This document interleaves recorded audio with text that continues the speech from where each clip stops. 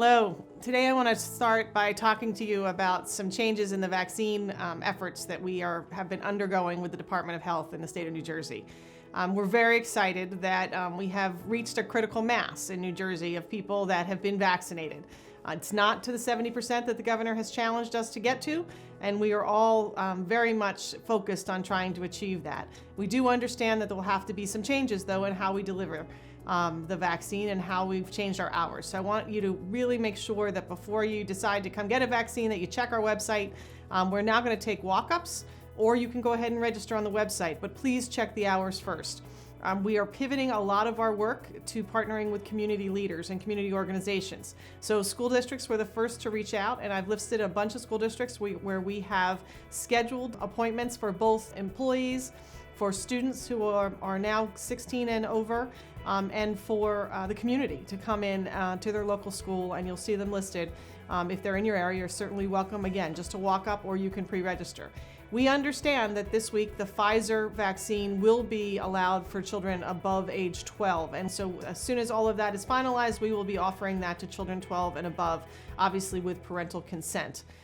We also are working with the local communities to address the homebound patients, and I know how stressful this has been to make sure that we get people those vaccines. And Dr. Affel has been wonderful. She identified a 101-year-old patient, and we were able to get her vaccine, and I know what comfort that provides. So we will continue to use all sorts of opportunities to try and get these vaccines out. All of that information is available on our website, and I encourage you to make sure that you check that first. But please come. If you have any questions at all, you can ask our healthcare workers, you can ask your trusted advisors, whether it be our pharmacists or your own primary care physicians, but also just your community members. Those of us who've gotten vaccines can tell you that the impact of the shot is nothing compared to the peace of mind you have by having it. And so we want to partner with you to continue to make sure we answer your questions and give you what you need to be able to move forward. In addition to Mental Health Awareness Month, May is also Stroke Awareness Month, and we know that they affect 4 out of 5 families in this country. And what we do know about strokes is what we know about many of our disease states, is that if we can reach them earlier, if we can identify the signs and symptoms, that it indeed is the key to minimizing the risk. And so this acronym is the way to do it, and it's B FAST. B is for balance. You'll often see a delay in somebody's step, or a uncertainty about their posture, or how they're managing just their basic walking. E stands for eyes, looking at them, seeing if their eyes are drooping or there's any changes. F stands for face. Are they smiling differently? Are you seeing a drooping happening? A is for arm. When you see that drop in your arm, or you see that inability for them to hold things as they used to.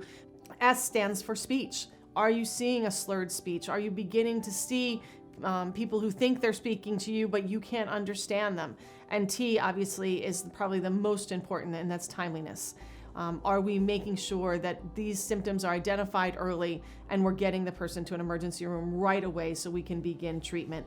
We know that being able to provide that stroke care immediately is critical, and many of us have received extra certifications from the federal government through what an organization we call DNV, and they certify in primary stroke centers. So we have been certified in all 3 of our hospitals, in Vineland and Elmer and in Mullica Hill.